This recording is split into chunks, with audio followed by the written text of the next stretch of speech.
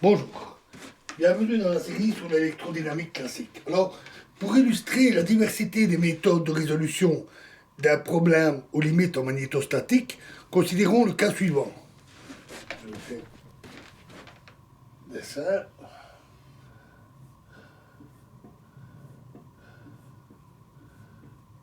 Le centre ici.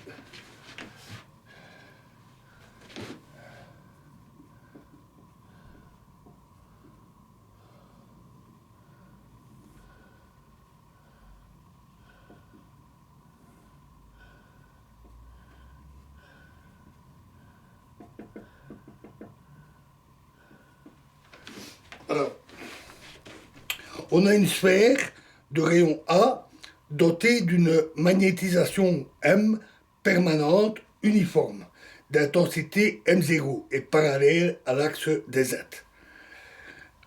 Supposons de plus cette sphère plongée dans un milieu de perméabilité mu0, par exemple l'air ou le vide. La méthode de résolution la plus simple reprend la méthode du potentiel scalaire pour les ferromagnétiques durs que nous venons de voir, exprimée en coordonnées sphériques et d'une densité de charge surfacique magnétique effective sigma m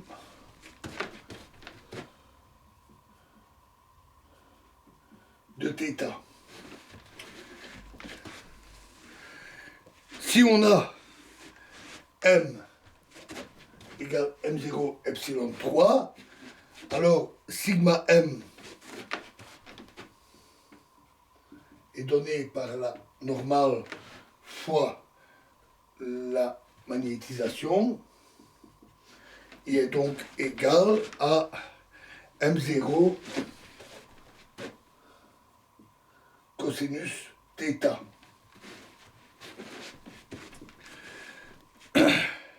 Le potentiel solution s'écrit alors, donc on a juste l'intégrale surfacique, dans ce cas-ci avec une magnétisation uniforme,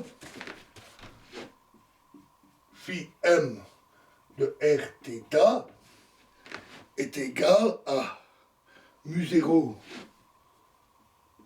a carré sur 4pi fois l'intégrale d oméga prime cosinus θ prime sur x moins x prime. Les développements de l'inverse de la distance en polynôme de Legendre, que nous avons vu, montrent que seul subsiste le terme en L égale 1. Le potentiel est ainsi donné par 1 tiers m0 a carré R inférieur divisé par R supérieur carré fois cosinus θ.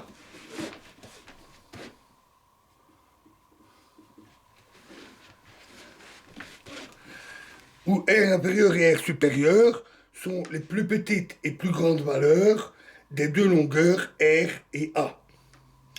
À l'intérieur de la sphère, R inférieur est égal à R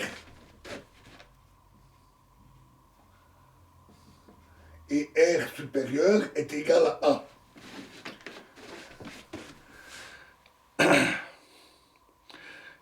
Donc il s'ensuit que dans la sphère, phi m est égal à 1 tiers m0 R cosinus θ, c'est-à-dire 1 tiers m0 z.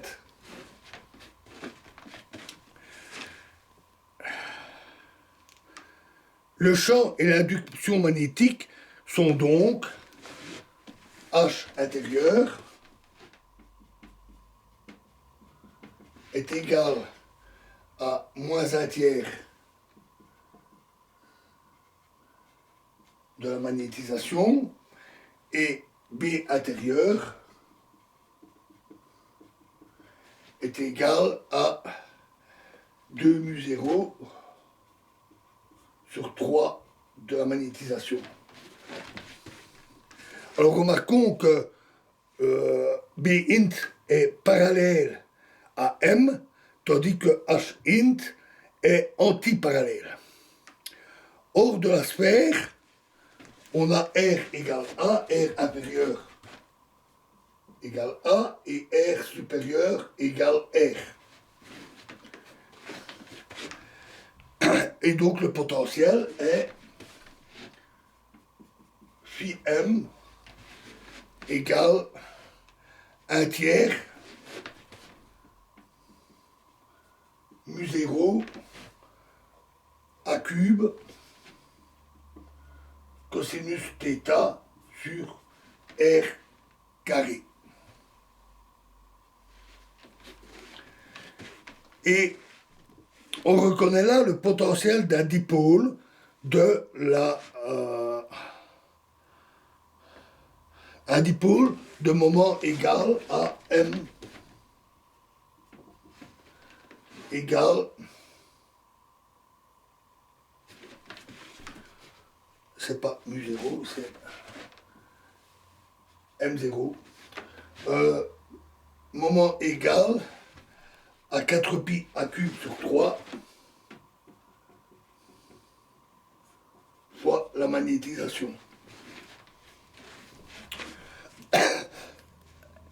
Le champ de la sphère uniformément magnétisé a donc un caractère dipolaire, non seulement aux grandes distances, la formule asymptotique qu'on avait vue, mais aussi dans son voisinage immédiat. Pour cette géométrie particulière, et uniquement pour celle-ci, il n'y a pas de multipôle d'ordre plus élevé. Voilà, et nous verrons la suite de cet exemple dans la prochaine vidéo. Je vous remercie.